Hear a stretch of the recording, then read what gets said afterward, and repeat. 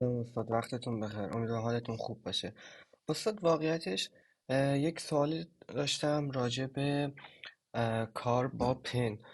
اه، واقعیتش همونجور که شما گفتید، من خیلی جا سعی کردم بالاترین نقطه و حالا بالاترین و پایین ترین نقطه و راستترین و چپترین نقطه ها رو نوت بذارم. ولی یه نکته ای که حالا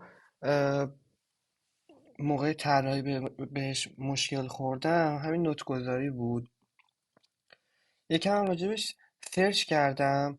اه، سوالی که واسه من پیش اومد، مثلا خیلیا به این شکل دایره رو طراحی میکردن و تعداد نوت‌های کمتری هم استفاده کردن.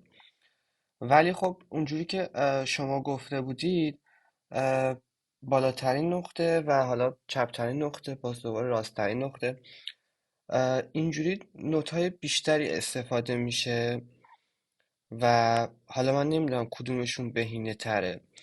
و من واسه یه طرح خودم این تمرین خودمم سعی کردم با خطکش حالا یه سری جاها اه، نقطه گذاری کنم و طبق اون خطکشه پیش برم. حالا یه نکته ای هم که من توی اینترنت، حالا توی یوتیوب یکی گفته بود، این بود که سعی کنید فقط از هندل های افقی و عمودی استفاده کنید. اه، حالا هندل های کج زیاد استفاده نکنید. من اینجاها سعی کردم با شیفت هندل های عمودی استفاده کنم، ولی یه سری جاها مجبور شدم. حالا نمیدونم کجا میتونم پیدا کنم، فکر کنم اینجا از هندل های کج استفاده کردم.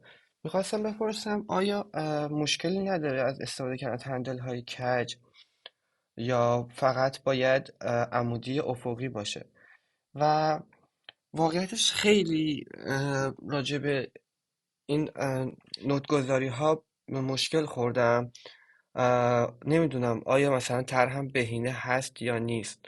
رو این طرح خیلی سعی کردم بهینه کار کنم، ولی بازم مطمئن نیستم.